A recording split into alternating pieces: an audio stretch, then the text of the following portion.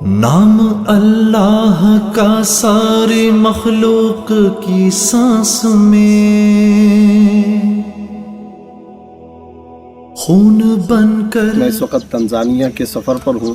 اور تنزانیہ کے سفر کے دوران مختلف جزیروں، مختلف جنگلات، مختلف صحراؤں اور بیابانوں کا اللہ رب العزت نے دورہ کرانے کا موقع عطا فرمایا. میں ایک تاثر کا اظہار کرنا چاہتا ہوں. یہاں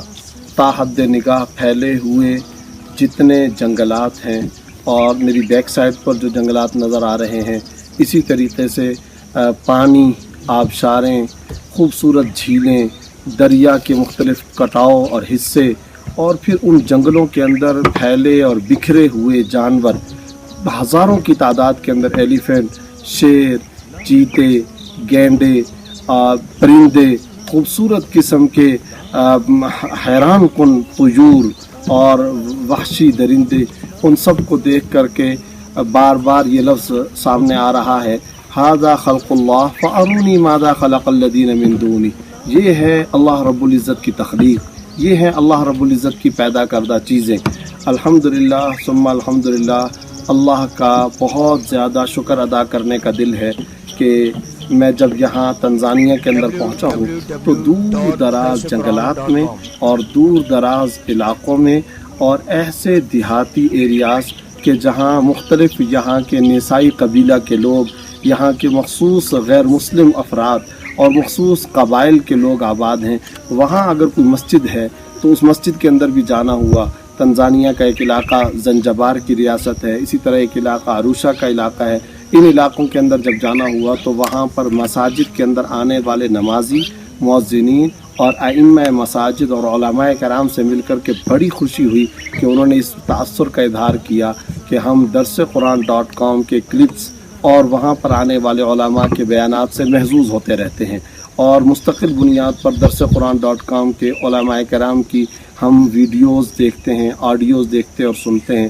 اور ان علماء کے بیانات سے ہم بار بار بہت زیادہ مستفید ہو رہے ہیں. مجھے اتنی زیادہ خوشی اور مسرت ہوئی کہ انہوں نے مختلف پروگراموں کے نام دیے. مجھے ناچیز کے پروگرام، مسائل اور ان کا حل کے بارے میں بھی انہوں نے تاثرات کا اظہار کیا کہ ہمیں اس سے بھرپور دینی استفادے کا موقع مل رہا ہے. میں درسقرآن.com کی اس پھیلتی ہوئی آواز کو، اس بڑھتی ہوئی حقیقی مستند اور مؤثر آواز کو دیکھ کر اور اس کی شاندار زبردست قسم کے مظاہر کو دیکھ کر کے آج اس تاثر کا اظہار کرنا چاہتا ہوں کہ ایک مرتبہ حضرت عرباض بن ساریہ رضی اللہ تعالیٰ عنہ بلاد شام کے اندر مسلمانوں اور صحابہ کرام کی فوج کو لے کر کے گئے ہوئے تھے. وہاں ایک پہاڑ کے دامن میں جب وہ پہنچے تو نچلے حصے کے اندر دشمن تھا. حضرت عمر رضی اللہ تعالیٰ نے مدینہ طیبہ کے اندر جمعے کے خطبے کے دوران اللہ رب العزت نے انہیں یہ سارے کا سارا منظر واشگاف انداز میں دکھا دیا. حضرت عمر رضی اللہ تعالیٰ عنہ اس وقت بول اٹھے، یا ساریہ الجبل، اے ساریہ، اے صحابی رسول، نیچے پہاڑ کا خیال رکھو. اللہ نے مدینہ طیبہ سے یہ آواز بلاد شام تک پہنچا دی، اور اس طریقے سے صحابہ کرام کو اور صحابہ کرام کے فوجی لشکر اور جماعتوں کو اللہ رب العزت نے دشمنوں سے محفوظ اور مأمون رکھا. آج مجھے درسقرآن.com کی پھیلتی ہوئی آواز ان جزیروں میں، ان بیابانوں میں، ان صحراؤں میں اور ان جنگلوں کے اندر اور مختلف علاقوں کے اندر یہاں جانے کے بعد، مختلف دنیا کے خطوں میں جانے کے بعد، وہاں پر مساجد اور عام مسلمانوں کی زبان سے جب درسقرآن.com کی آواز کے بارے میں میں تاثرات سنتا ہوں اور ان کے دینی فائدے کو میں دیکھتا اور محسوس کرتا ہوں تو مجھے محسوس ہوتا ہے کہ درسقرآن.com الحمدللہ ثم الحمدللہ آج کے دور کے اندر یا ساریہ الجبل کی ایک عملی تصویر ہے.